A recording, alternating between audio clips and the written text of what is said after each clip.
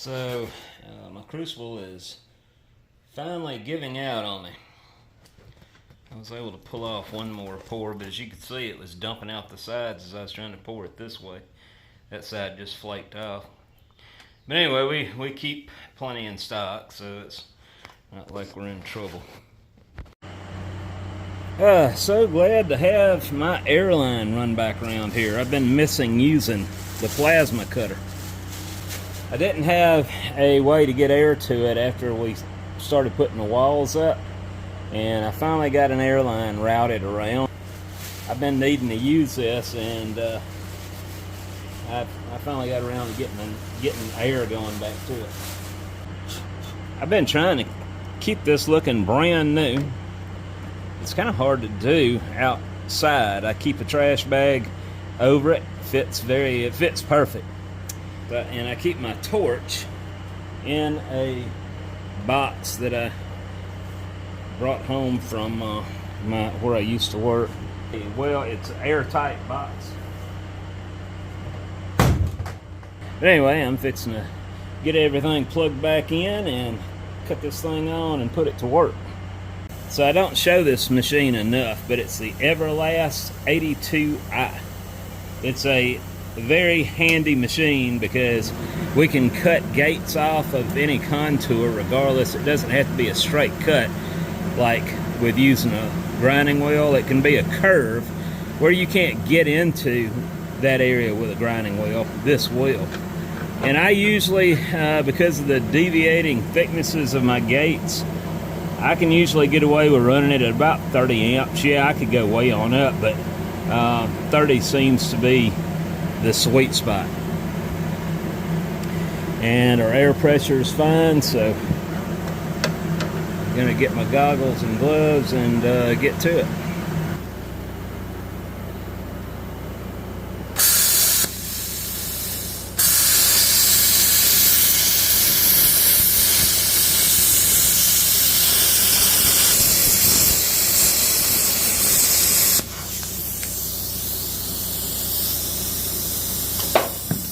I got it.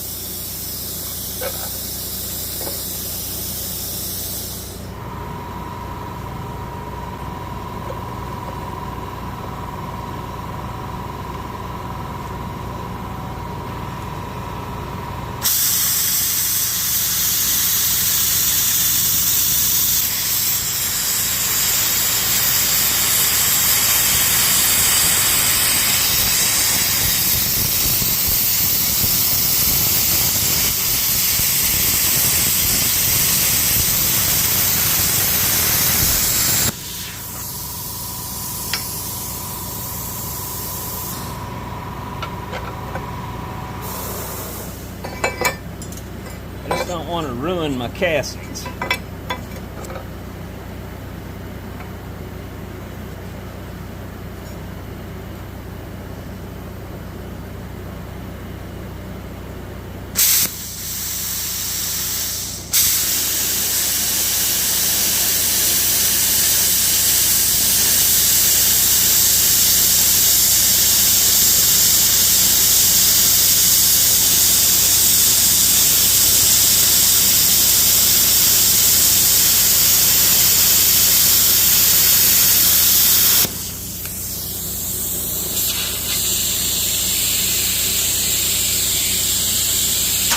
Beautiful.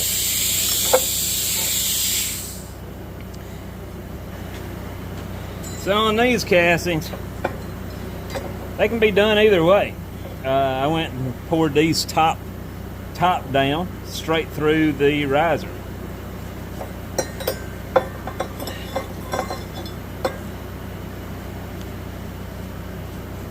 Some of them I did, some of them I didn't. And I got a fire going.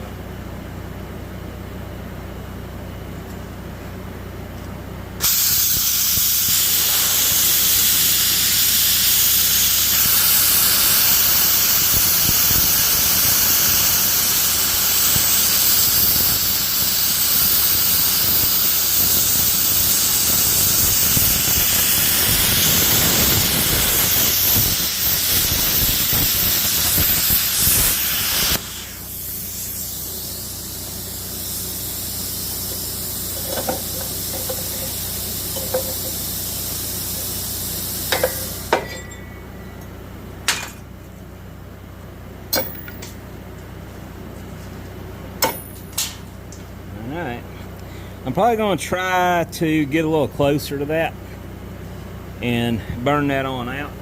I'm going to get the rest of these first. And like I said, I can't explain why I am in the view there.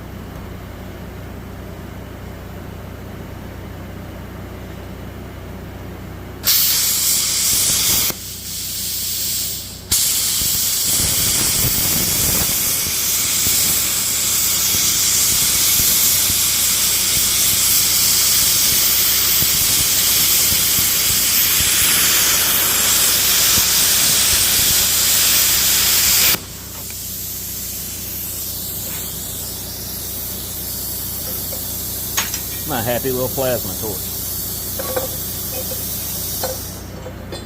All right.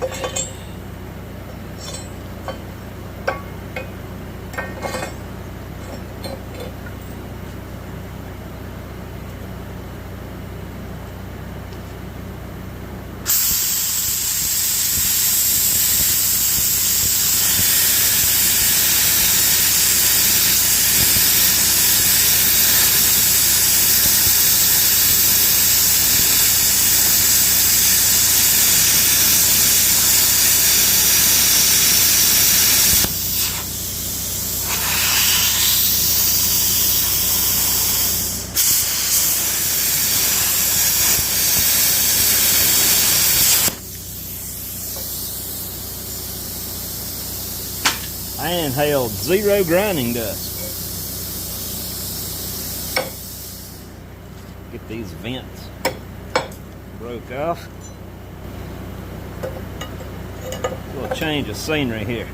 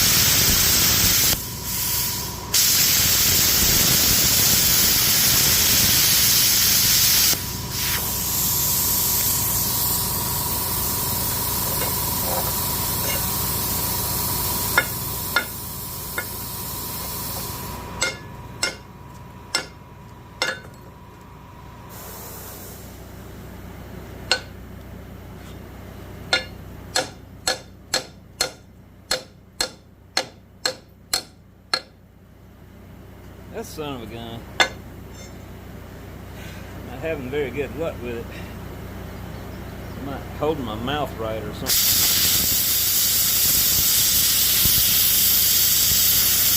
Oh, there it goes.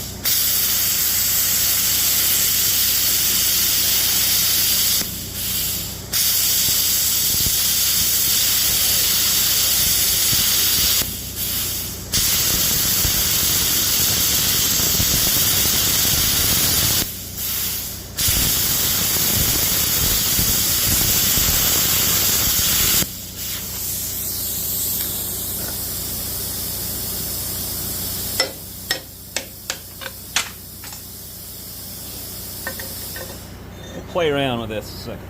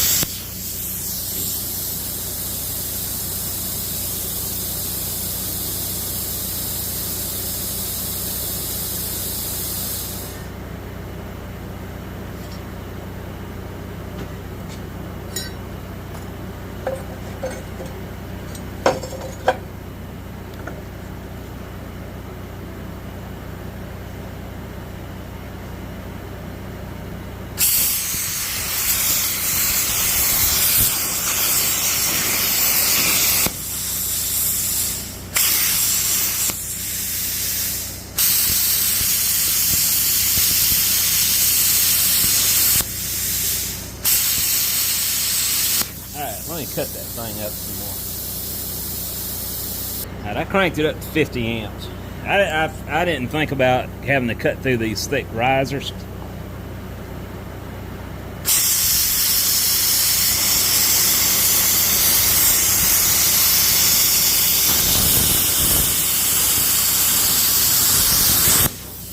That did it. Let me try to trim it down a little.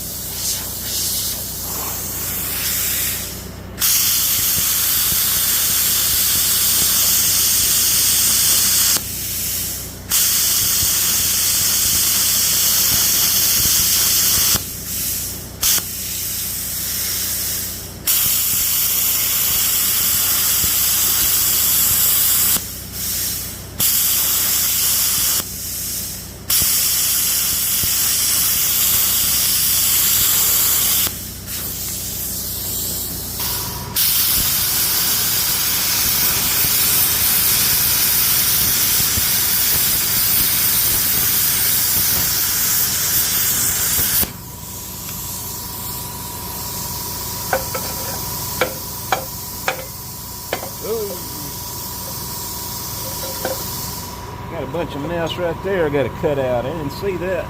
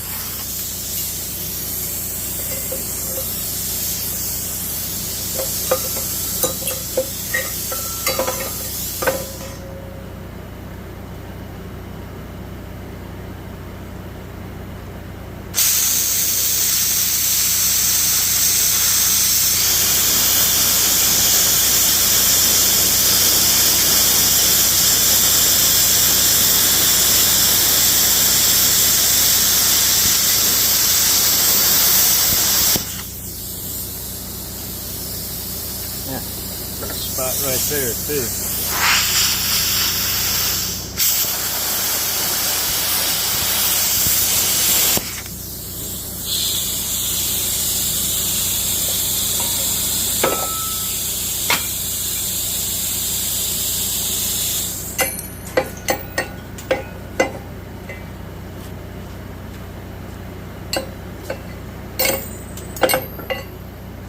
breaking all the vents off.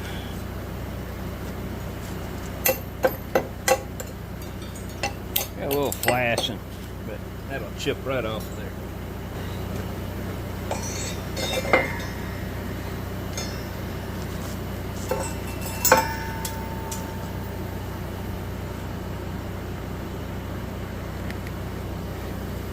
Kind of hard to see my window with these goggles on.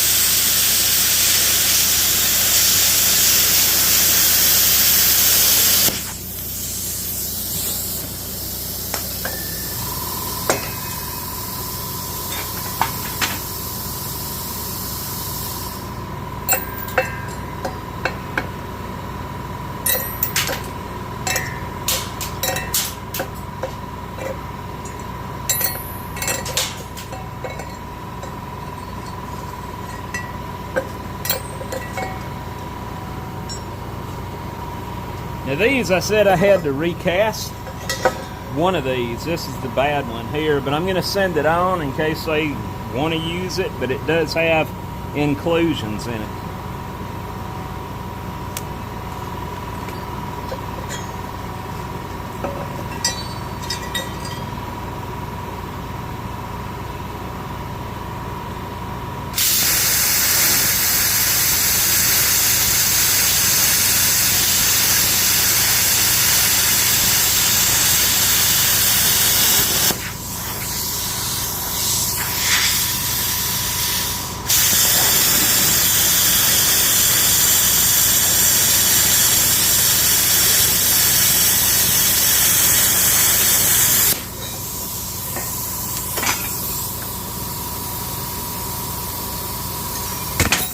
That's hot. Always watch what you're grabbing, guys. Especially when you got holes in your gloves. You know, 100 years from now, somebody is going to be raising a mountain of over all the flats that are getting out here.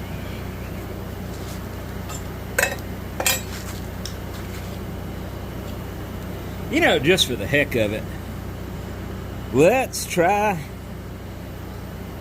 crank this thing all the way up. That pouring basin is probably 2 inches thick. Let's see if it'll cut it. Man, I'm not wasting gas, so let's just see.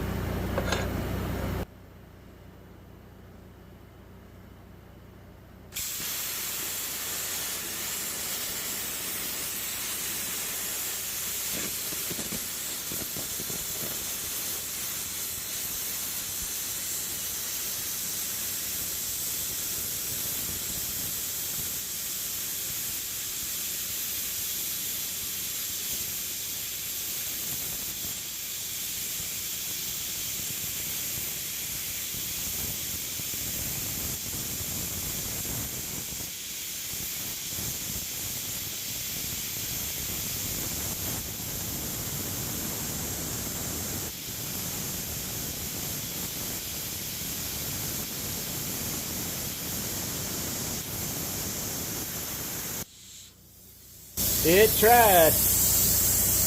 I'm surprised. And if I had taken a little slower pass, that thing probably would have done it.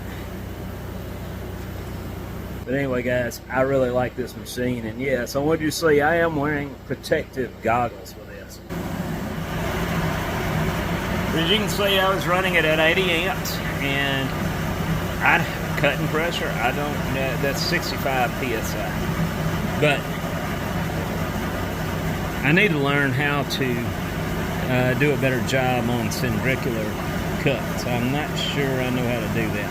I'm going to be the first to admit I'm not an expert with the plasma cutter. I know how to cut straight lines. I know how to cut through flat gates. That's a breeze. Cutting the cylinders, I have an issue with because And I'm pretty sure it's just because I don't know what I'm doing. But anyway, I'm fixing to shut this down, disconnect everything, put it back up, and cover this, keep the weather off of it.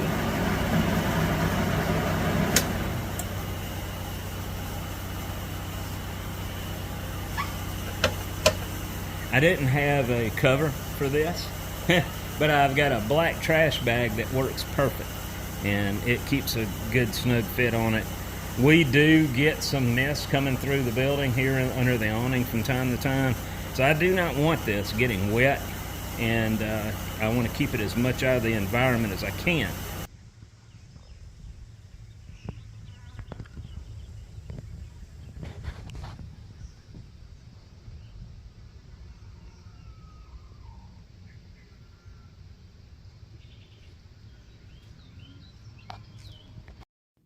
Well, my friends, this is the castings all ground and cleaned up, and I wanted to at least get a snapshot of this before I get them packaged up and sent on.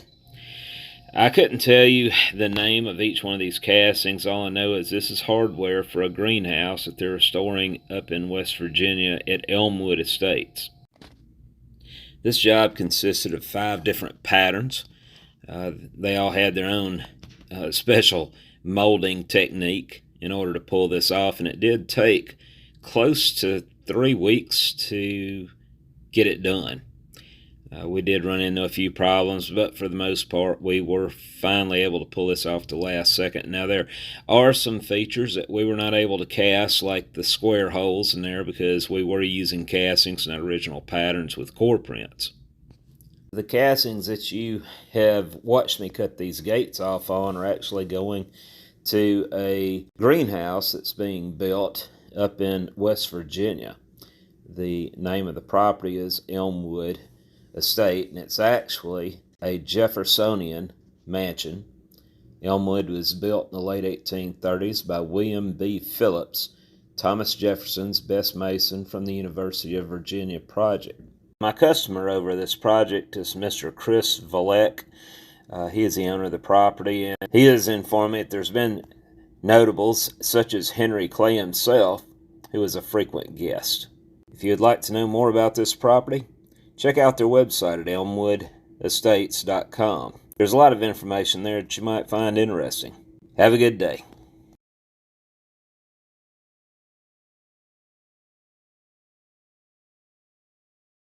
For those who have been asking about the Windy Hill Foundry hats, these are now available on my website, windyhillfoundry.com, under stores, or you can click on the above link. These are on the pricey side, but keep in mind the shipping is included. Have a good day.